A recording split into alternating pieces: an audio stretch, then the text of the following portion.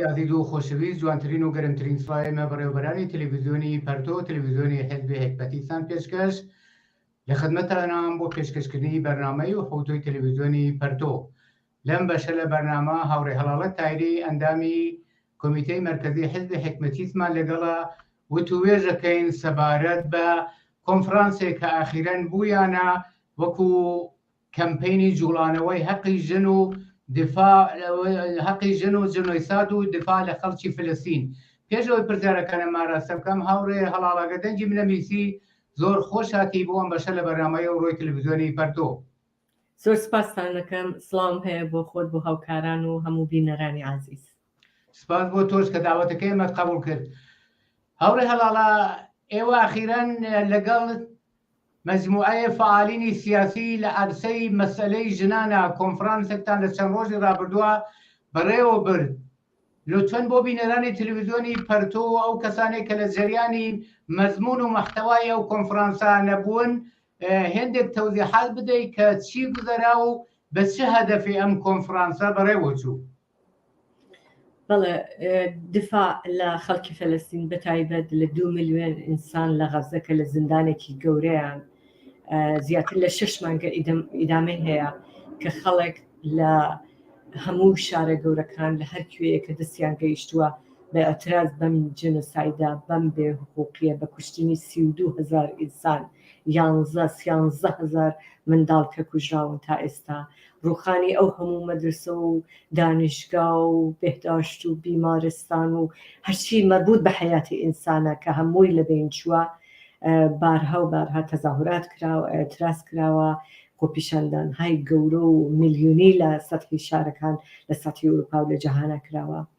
بەڵام تەنها بە خاتری ئەم بەشە لە تەزاهوراتیش بوو کە دەوڵەتهای ئوروپایی کە چەندین مانگە هەتاکو ئێستا هەر مقاومەت دەکەن حازر نەبوون ئەم جێنۆسایدە ئەم هەموو کوشتار و بێ ناحەقیە لە حەقی خەڵکی فەلەستین محکوم کەن حتا دفاعیان لە فەلەستینە کرد لە ئیسرائیل دەوڵەتی ئیسرائیلە کرد و تا ئێستاش همچنان ئیدامەیەن عاقبەت وەختێ خرۆشی خەڵکیان دی لە مەقابلی ئەم و عاقبەت دیتیان کە چه جنایەتهایەک لە غەزە هەروە ئیدامەی هەیە تازە ئەوان بە نەتیجە گەیشتون کە لە سفرەی مەجلس و مذاکراتی خۆیانە دائنیشن باسی ئەوەکەن کە مەحکومی کەن کە دەوڵەتی ئیسرائیل ئینسان کوژی مەحکوم کەن و دەوڵەتی ئیسرائیل مەهارکەن بە قۆلی خۆیان کە بە هیچ کوێژ نەگەیشتون. بەڵام لە مقابلە خەڵک بە ئەنواعی شکل ئەمە ئەترازی خۆی ئیدامە داوە. ئێمە بەشێک لە فعالینی ژن بەو نەتیجەیە گەیشتین کە تەنیا تەزاهوراتکردن و ئەترازکردن و هاتن بۆ خیابان کافی نییە. ئەبێ کارێکی کە بکەین ئەبێ بە شێوەیەکی سازماندراو پلاتفۆرمی خۆمان هەبێ قسەی خۆمان هەبێ کۆ ببینەوە و بە شێوەیەکی سازماندراو بچین لە عەلەیهی ئەم بێحقوقیە ڕاوەستین و ببینە ئەهرۆمێکی سەنگین و قورس لە مەقابلی ئەم دەوڵەتانەیە کە ئاوا مقاومەت دەکەن و فشاریان بۆ بێنین لە هەر کوێیەکە هەین بە دەوڵەتەکانی خۆمان کە بۆچی ئەوەن دەبێت تەفاوتن بۆ فشار بێنین بۆ ئەو بەشش لە جامعە کە دووە ئەو تەبلیغاتە هیچ و پوچەی دەوڵەتەکان کەوتون و بەنەوعی خەریکن یا سکوتیان کردووە یا دفاع لە دەوڵەتی ئیسرائیلەکەن. زۆربەی خەڵک ئەلبەتە دفاع لە ئیسرائیل ناکەن، زۆربەی خەڵک ئەو بەشەی کە ساکتن فقط بێدەنگیەکەن. حتا بەشێک لە فعالینی ژن بێدەنگیشیان نەکردو دێنە ناو تەزاهوراتەکان بەڵام حازر نین وەکو نمایندەی سازمانەکەی خۆیان حزور بێ. ئێمە بۆ نەتیجەی گەیشتین کە ڕووبکەینە ئەو جامعەیە ڕووبکەینە ئەو فعالینی ژنە کە بۆچیە بێ بێدەنگ بن، بۆچیە بێ بە پلاتفۆرمی خۆیان و پەرچەمی خۆیان و ناوبانگی خۆیان کە لە ناو خەڵکە مەشهورن نێنە دەرو عەلەیهی بەرامبەر بەو هەموو جەنایەتە ڕانەوەستن. کۆنفرانسەکە بە مناسبەتی 8 مارس بۆ لە سەرودەمی 8 مارس بوو خیتاب بە ژنان بوو لەبەرەوەی ژنان نەخشێکی بەرچاویان هەیە لە شەڕکردن لەگەڵ دەوڵەتەکانە شەڕکردن لەگەڵ جەنایەت و کوشتارە. هەمیشە جنبشهای ژنان زۆر پێشکەوتو بوون لەمە بۆ داڕشتنی تەرهای سڵحی ئینسان دووستانە بۆ ئەوەی کە دفاع بکەن لە ژنان لە وڵاتانی جۆراوجۆ هەر وەخت کە بەڵایەکیان بەسەرهاتووە. بۆچی لەم سەردەمایە ئاوا بە بێدەنگی گەیشتون؟ ئێمە زیاتر لە 28 نزیک بە 30 فعالی حقوقی ژنمان کۆکردەوە و خوشبختانە یا لەو سی زیاتر نەفەرە 11 نەفەریان سوخەمران بوون لە کۆنفرانسەکەیە و بە نمایندگی لە وڵاتانی فلستین، لوبنان، ئەلجەزیرە، فەڕەنسا، سوئێد، ئینگلیز، ئێران، تەواوی ئەو وڵاتە عەرەبیانە بەشێکی زۆریان کە بوون ئینسانهایەکی سکولار، مۆدرن، پێشکەوتوو، چەپ و کۆمۆنیست لەم تەیفەمان کۆکردنەوە و کۆبووینەوە کە لە کۆنفرانسەکەیە بەنامەڕەنگی بکەین بۆ ئەوەی کە بزانین چۆن ڕاوەستین بەرامبەر بەم جەنایەت و کوشتارەوە نەقشی ئێمە چییە. زۆر سپاس بۆ تەوزیحەکانە. 3-4 سوالم هەیە بۆ ئەوەی پێدا ڕابگەین و وەختەکەمان مەحدودە، ماندوو نەبن و دەستان خۆش بێ. هەروەکو خۆت ئیشارە کردیا لە دەوڵەتە سەرمایەداریەکان و تعدادێکی قەلیل یا کەم کە لەگەڵ ئەم دەوڵەتانە مەسلحەتیان لەم جنۆسایت و کوشت و کوشتارە نەتەنیا لە فلەستین، لە زۆربەی وڵاتەکانی دنیا و ئەوە ئۆکراین و پێشتریش ئەوە سووریە و ئەوە عێراق و هەموو ئەمانە دیارە فقط ئەمانە مەسلحەتیان تیا و دیفاع لەم هەموو جەنایەتاکەن. ئەگەرنا خەڵکی متەمەدن و خەڵکیی وەسێ و ئەکسەرێتی زۆری خەڵکی ئەم کوڕی عەرزە دژی ئەم جەنایەت و قەتڵ و ئامانن. لە رابطە لەگەڵ خودی ئەم کۆنفرانسە کە تۆ ئیشارەت پێکرد لە ئاخری کۆنفرانسەکەدا بەیانیەیەک درا دەرۆ، لەم بەیانیە لە جنۆسایت و نەسڵکوشی لە فلەستین هەروەکو خۆت ئیشارەت پێکرد باسی کردووە. ئەگەر ممکنە هێندێک کەمیش بە کوردی سەبارەت بەم بەیانیە تەوزیحاتێکی کورد بدەیت، چون دوو سوالێترمە وەختمان زۆر نەماوە. بەڵێ ئەم بەیانیە بەطوری مشخص بەرامبەر بە جنۆسایتێک کە لە عەلەیهی غەزە و لە عەلەیهی خەڵکی فلەستین حتا لە وێستبانکی ئەو بەشەی دیکەی فلەستینیش خەریکە دەست پێەکە تەجاوزیان پێکەن، ئەزیەتیانەکەن لە مەرزەکان ئەیان کوژن، لە ماڵەکان دەریانەکەن. ئەمەش خۆی ئیدامەی جنۆسایتێکە لە بەشێکی دیکە. ئێمە هەر بۆیە ناومان ناکە لە عەلەیهی جنۆساید و بۆ دفاع لە خەڵکی فلەستین مەترەحمان کرد و داوامان کرد کە هەرچی زووتر ئەم ئاتش بەسەد سەر بگرێ و کۆمەکای ئینسانی بە هەر جۆرێکی ممکن بگات بەدەستیان، ئەو خەڵکە بگەڕێنەوە بۆ وڵاتەکانیان. خەڵک نابێت دەربکرێن لە غەزا، وڵاتی خۆیانە، سەرزەمینی خۆیانە، ئەبێ بۆیان ئاوەدان کەرەوە.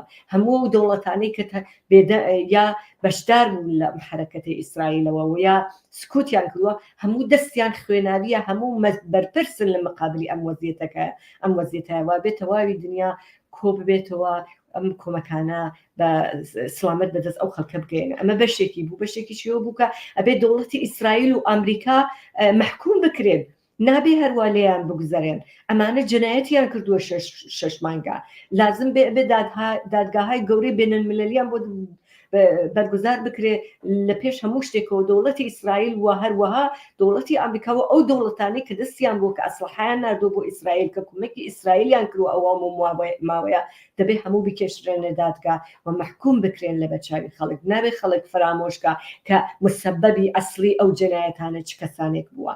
هەروەها ئێمە فەراخانیشمان داوە کە کۆ ببینەوە ئینسانهای سکولار، ئازادی خوا، چاپ، بەشی کرێکاران، جنبشی کرێکاریە بێتە مەیدان، چ لە ئیسرائیل بێت، چ لە فلەستین بێت، چ لە ئێران بێت، چ لە ئوروپا بێت. ئەبێ ئەمانە پشتیوانی ئەسلی ئەو خەڵکە بن لە فلەستین، ئەو کرێکارانە بن لە فلەستین. جنبشای ژنان ئەبێ دفاع لەو ژنانە بکەن کە لە ئێستا لە غەزە گیریان کردووە لە سراسەری فلەستین موردی ئەزیەت و ئازارن. بۆ هەموو ئەمانە ئێمە ئەو فەراخانەماندا ویستمان کە بەم شێوەیە لە ئەو پێبیانی مشخصە هەم مەوزعی خۆمان ئێلام بکەین بەرامبەر بەو شەڕە، بەرامبەر بە مەحکومکردنی ئیسرائیل و ئەمریکا، و هەم فەراخانێک بین کە چەپ و کۆمۆنیست، ئازادی خوازەکان، سێکولارەکان هەمومان ببین و بینە ناو ئەم جنبشەوە، بینە ناو ئەم حرەکەتە گەورەوە. ئێمەش ببین بە جبهەیەکی گەورە. ئێمە جبهەیەکی پەراکەندەین بەڕاستی. ئەمان هەیە بەم شێوەیە ئێمە ببینە پەرچمداری ئەوەی کە لەم پەراکەندیگیە بینە دەرەوە، هەموو دەنگمان بە یەک بگە، دەنگمان قەویترە بێتەوە.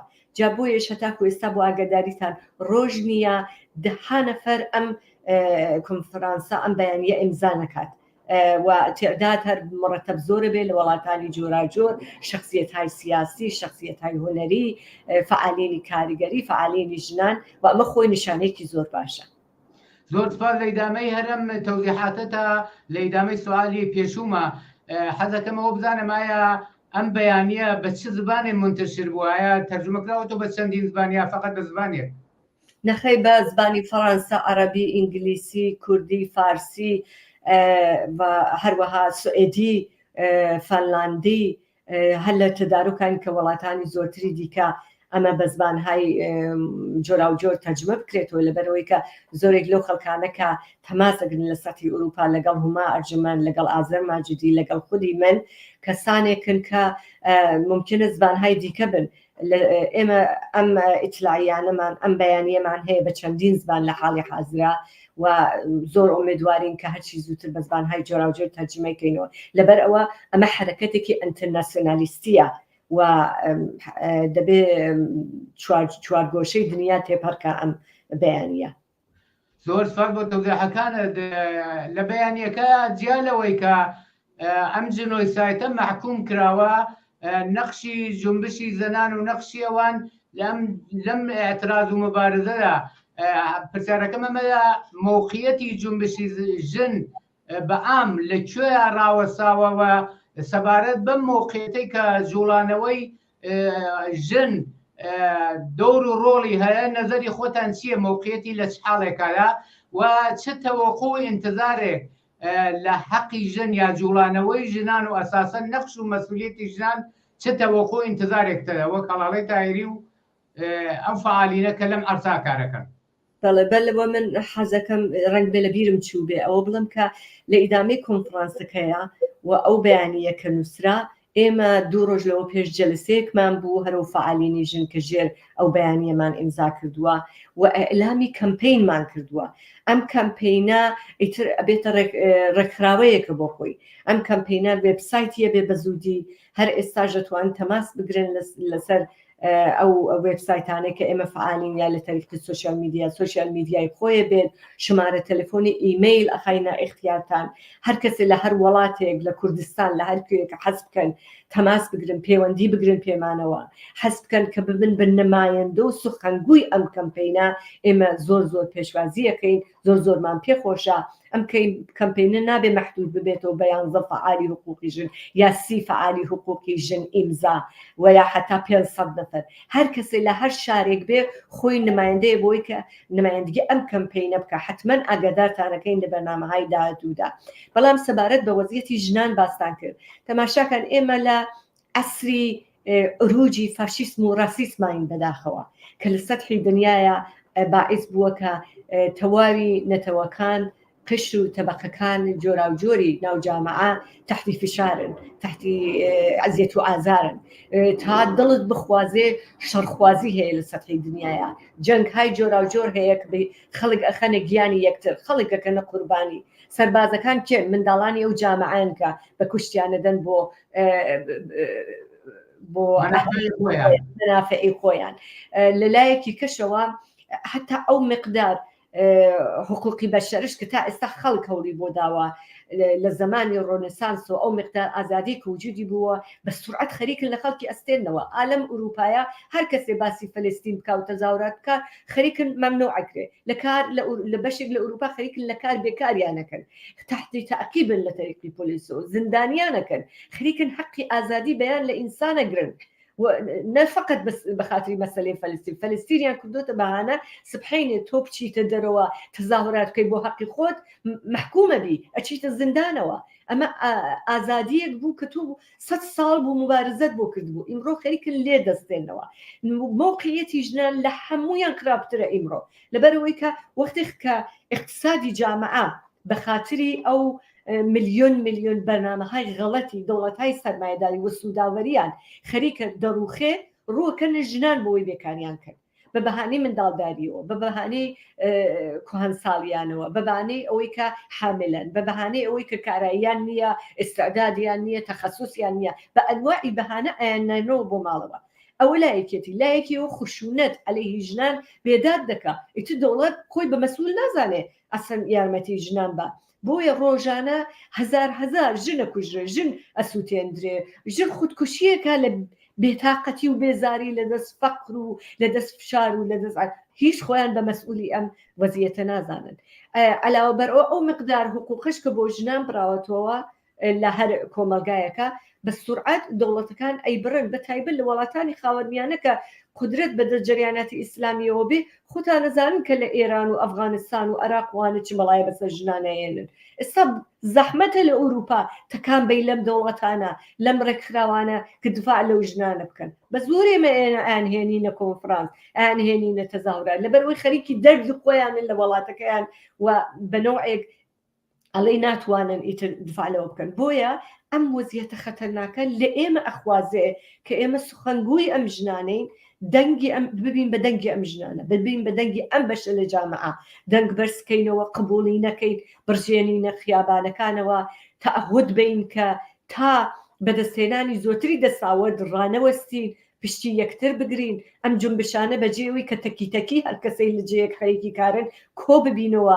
قسەی گەورە دەنگی گەورە دەیبڕێتەوە نەکەوەی کە هەر کەسێ لە حاز خۆی لە گۆشەیەک ئێدەراز بکە جا بۆیە من فکرەکەم و ئێستا جنبشی ژنان ئەبێ بێتە جنبشێکی سەراسەری جیهانی هەروەکو چۆن جەهان دفاعی لە جنبشی ژنان لە ئێران کرد ئەبێ ئیمڕۆ دفاع لە فەلەستین بکە سبحەینی دفاع لە تاالبان بکە هەر ڕۆژە دفاع لە ئەکتری بکەن ئێمە احتیاجیمان بە جەماوەریەکی ئینتەرناسیۆنالیستی هەیە بۆ دفاع لە حقوقی ژنان زۆر سپاس یەک دقە تا یەک دقەونەی وەختمەوە حەزەکەم پرسیارێ بکەم زیان لەم تەلاش و حەولانەی کە دراوە و لەم تۆمارەکە ئیمزایەکەن و پەراکەندە و شەخسیەتەکان و بنیامە تەکتەکەکان ئایا جەهەتێک بووە ڕوونراوەتە لەو ڕەسانە بینەلملەلیانەکە ئەم شتە لە ئەبعادی ماکرۆدا باس بکە شتێوا لە دەستورتان بوون یا ڕەسانەیەک بووە کە ئەمە تەکسیر بکە و ملیۆنها و ملیاردها ئینسان گوێ لێبێ